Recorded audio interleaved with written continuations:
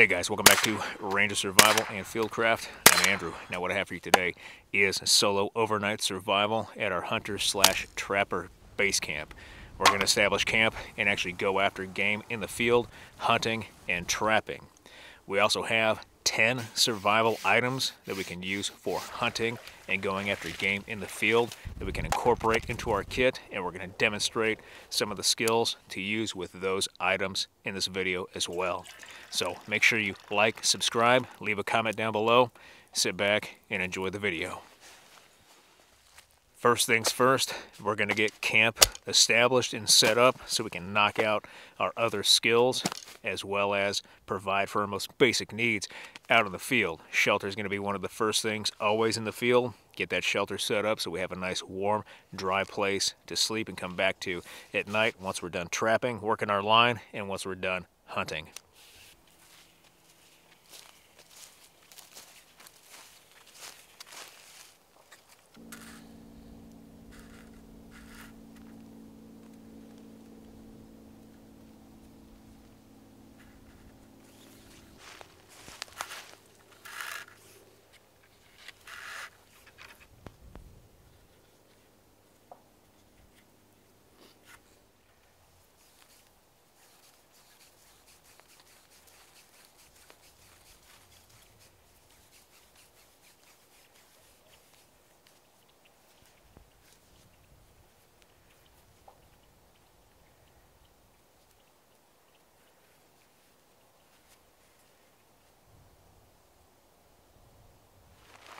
Now for our shelter system, we're just going to use that quick deploy ridge line made out of paracord and bank line to hang our tarp. It's a Defender tarp, a 9x9 foot tarp, and we're just doing a simple lean-to.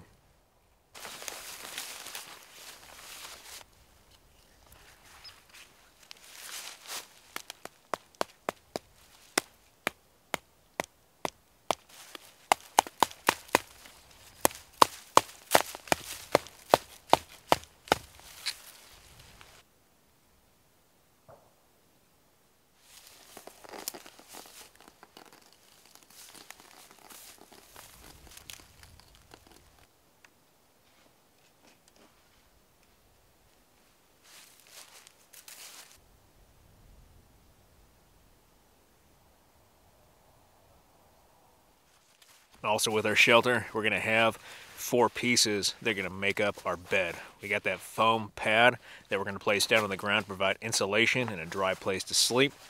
We also have our sleeping bag. It goes down to 18 degrees, as well as an air mattress or air camping pad that we can place both the sleeping bag and the pad inside of our Spec Ops bivvy. This bivvy is 100% waterproof and retains almost all heat value inside itself, which makes this a great shelter to set up, especially for cold nights like the one we're going to have tonight.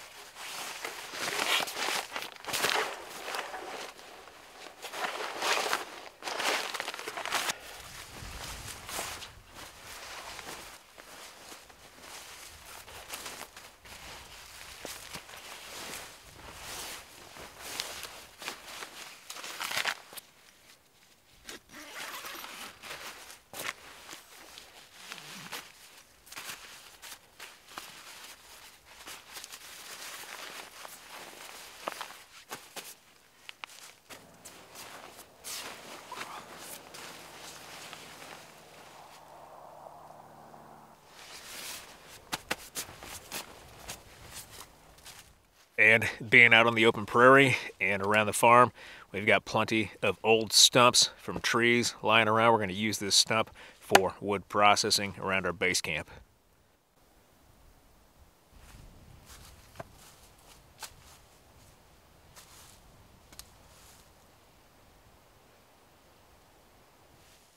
We've got to have a good fire pit out on the open prairie. Anyone who's lived out on the prairie or from the Midwest knows about brush fires or prairie fires. We want to prevent those and be safe while we're trying to survive out here and stay warm during the night. So we're going to use our shovel and dig a simple trench to put our fire in. That way it's below ground, minimal effect on the strong winds that creep up during the day that could push embers out into dry grass or dry leaves and start a brush fire. This way we have that trench, we can control that fire, have a long fire at night to keep warm from our head to our toes while we're sleeping, as well as a good fire and a good base of embers to do all our cooking and all our prep while we're out in the field.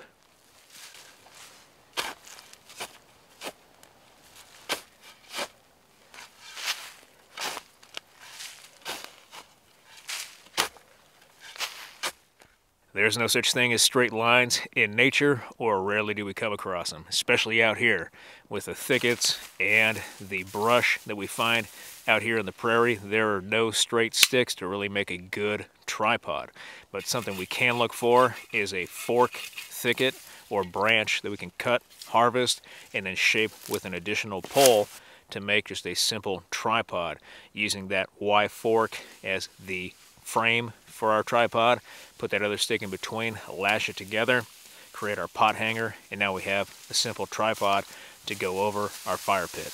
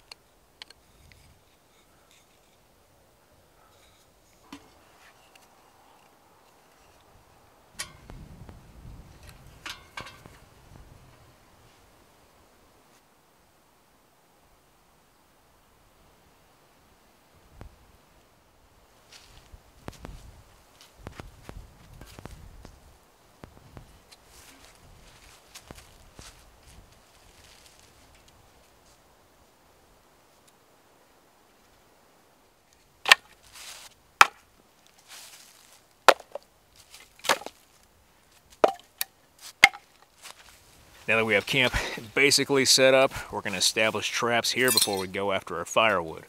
In the winter, especially when the creek starts to freeze over, that ice along the top acts as a highway for all sorts of animals moving up and down the creek, and it's a perfect spot to set our traps. What we're going to do today is go after some raccoon using our coon cuffs or these small foot traps. To set up our trap, all we're going to do is find that area where the animal is most likely to come across, dig our little hole, put our trap in place, make sure it fits and it looks good. Then going to dig out a small trench with the chain, hammer that post into the ground or that metal rebar, securing our chain in place, cover it back up to reduce sign of our presence or sign of the trap, and then making sure that trap is in place, we'll bait that trap and then cover the surrounding of the trap, but not the mechanism that actually activates the trap, to ensure that it activates once the animal reaches inside. For this trap, the animal actually has to reach inside and pull the trigger for the trap to activate. Once that trap activates, there is just a cuffing effect around the animal's paw that holds it in place until we can come check that trap later on.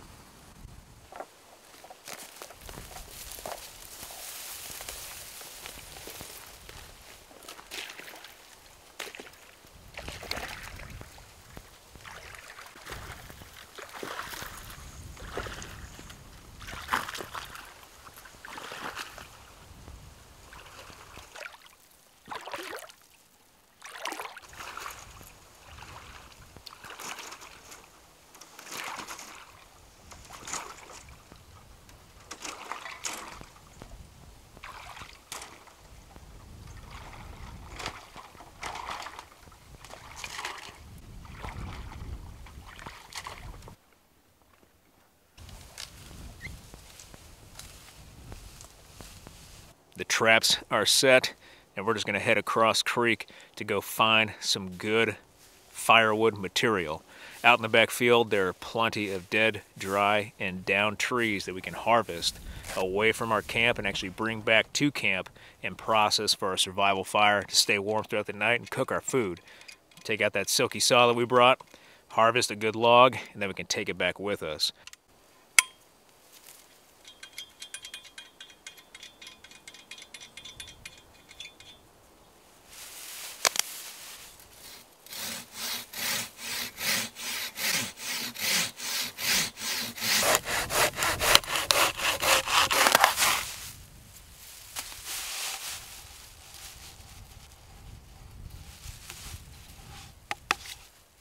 It just so happens that at this time we found some deer tine out in the field that the mice have gotten to, and we're going to grab those and take them back with us to camp along with our firewood and get ready to process it.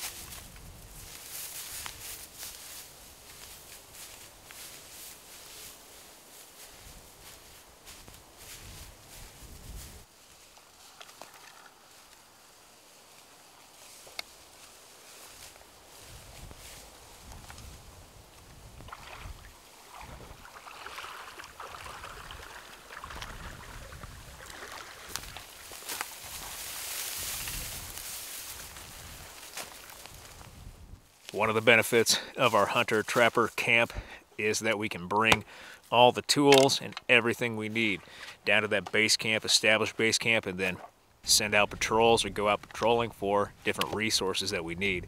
But we've got a ton of different tools we're going to use, different axes, different saws to process material, and everything we need is right here at base camp.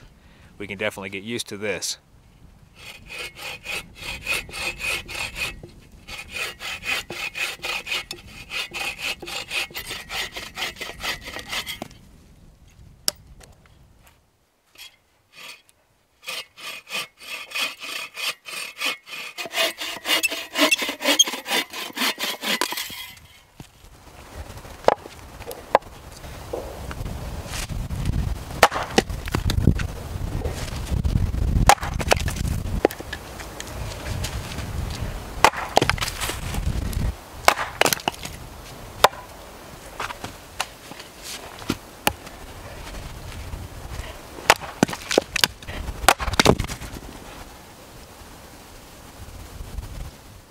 Time to check the trap line.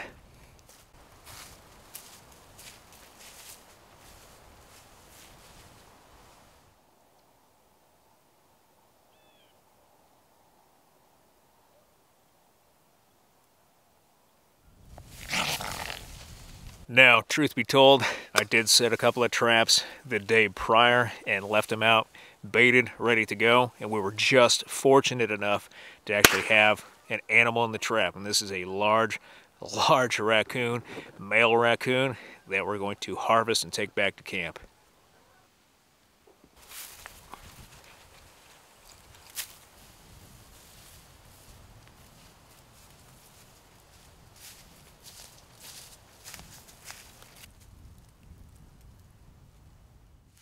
Now, we're going to go over 10 survival food procurement items or survival tools to go after game in the field.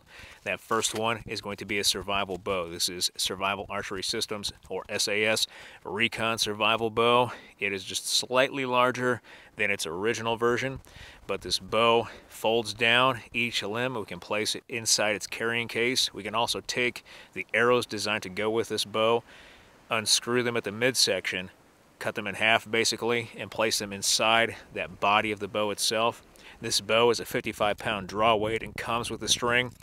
We purchased the extra archery items, the brace, sleeve, and then the finger release, as well as a spare string for the bow itself in case we lose ours or break the original one. But we can take this bow with those arrows, go to the field, and attempt to hunt some game. The only drawback with this bow is that the arrows designed to go with this bow are slightly larger in diameter than other recurve or other compound arrows. They're going to be smaller in diameter, meaning they're a little bit more accurate. With a larger diameter arrow, the chances of that arrow fishtailing as it's released and not hitting the target intended is a little bit greater. You can have a greater chance of error. This is still a great survival tool to go after game in the field.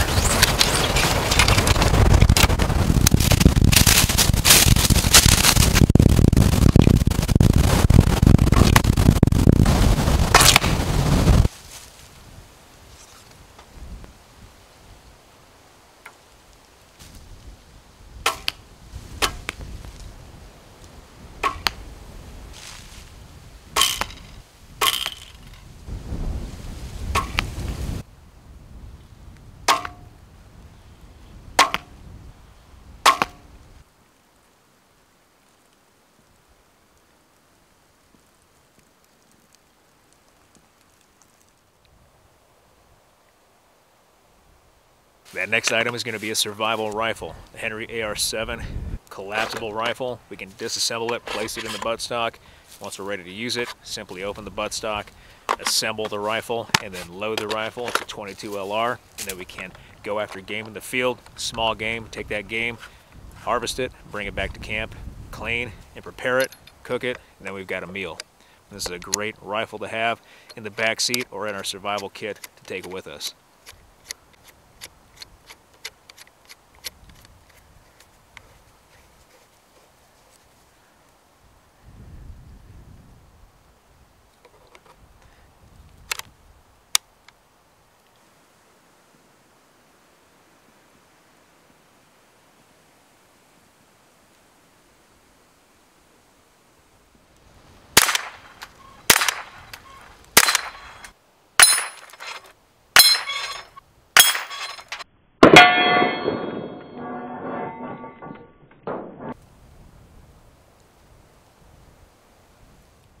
A slingshot is another weapon or food procurement tool that we can take into the field. We're going to get small game with this, but we can recreate this in a number of different ways, either by taking an extra rubber band with us that has the pocket and simply attaching it to a Y-fork stick, or if we have bungee cords, especially military bungee cords, we can recreate the same thing. We just have to cut that bungee cord, shape it, and create a pocket with tape or some other sort of material with a Y branch secured to that branch, and now we have another slingshot or catapult. But the slingshot, tried and true, it's a good survival food procurement item or tool to take to the field.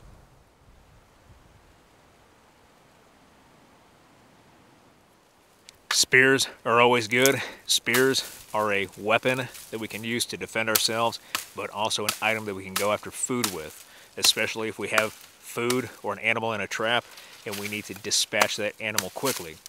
Spears, or using a spear, especially like this cold steel spear or Bushman, we can take this and actually harvest the spear shaft with the spearhead itself and then attach the spearhead, use it as a thrusting weapon.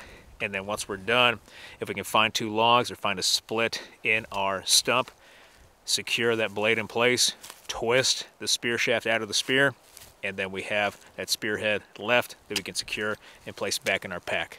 Good to go.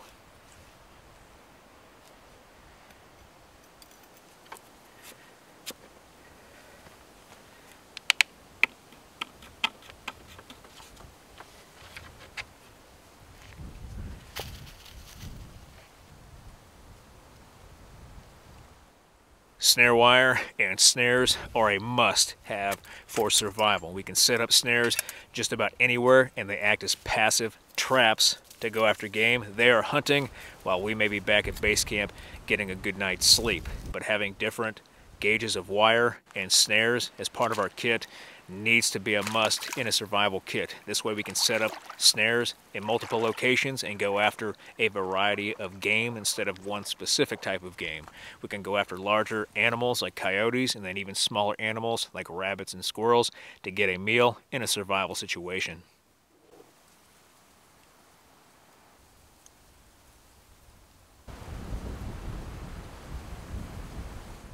Mousetraps are cheap and they're easy to use, but we can get those large mousetraps, spray paint them so they're camouflage, and then simply attach a piece of cord like 550 to a hole that we've drilled with our awl from our multi-tool, and then we can just carve a stake from the landscape and set these out just about anywhere, bait, and then attempt to go after that smaller game either for a survival meal or to use as bait with a larger trap.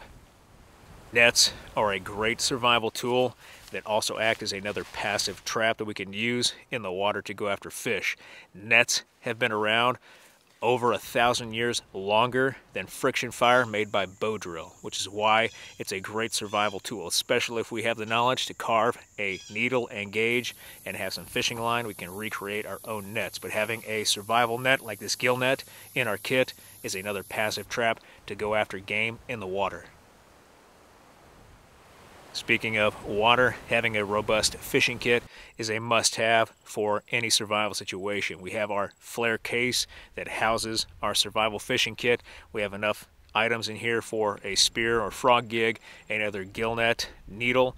We have line, hooks, sinkers, swivels, bobbers, everything we need to go after game in the water. With a robust fishing kit like this, the flare case acts as its own hobo reel. We can obviously recreate that hobo reel from the landscape, as well as harvest a cane pole, construct it, and go after fish in the water. But having a robust fishing kit is a must-have. Throwing sticks are very primitive. We can grab a stick off the landscape and use it as a throwing stick, or we can carve one like this Osage orange throwing stick, flat, meant to hit an animal very hard and also give us the opportunity to skip off the ground into the target if we aim short.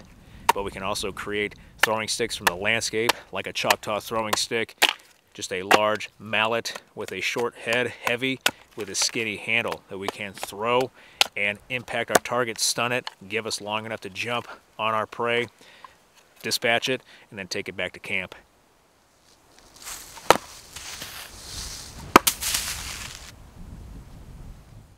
A club is another instrument, primitive, that we can go after game if we can get close enough and stalk that prey. Our club, Osage orange, heavy end on the head of the club, and then a pointed end on the handle that we can use for close range combat, or we can use it also as a digging stick.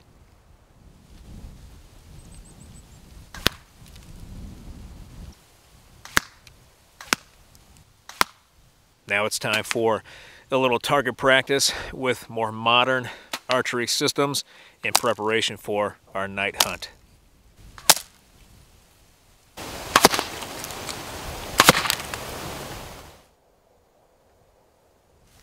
We're going to finish getting dressed here and then head out to our tree stand to attempt to go after some deer tonight. There was a young buck chasing a doe yesterday morning, so the rut is still on and the deer is still moving. So hopefully we'll see something and get close enough to make a shot.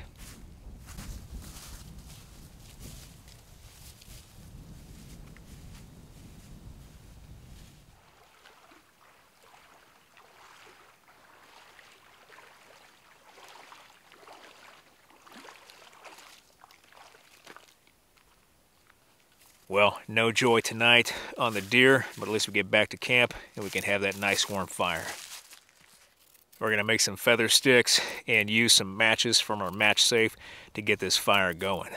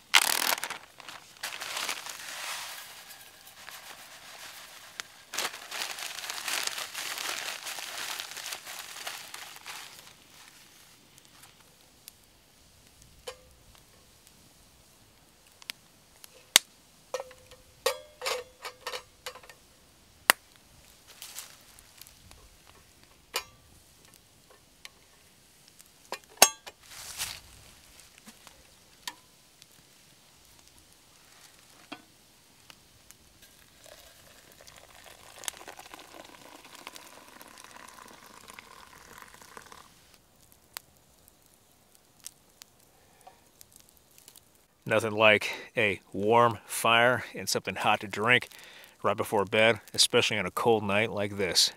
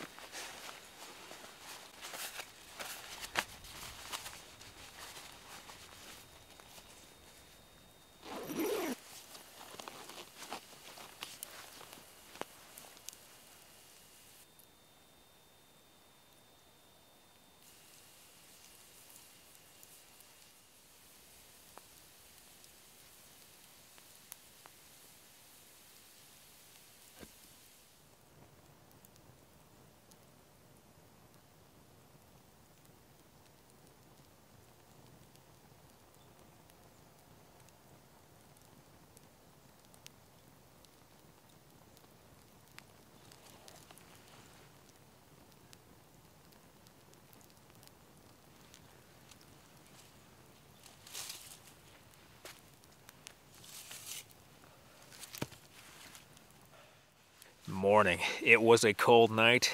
It was very cold, below freezing, down in the 20s, but we were definitely warm inside of our sleeping system and in front of our survival fire, staying warm throughout the night. Now, like any morning, it's time for a good hot cup of coffee.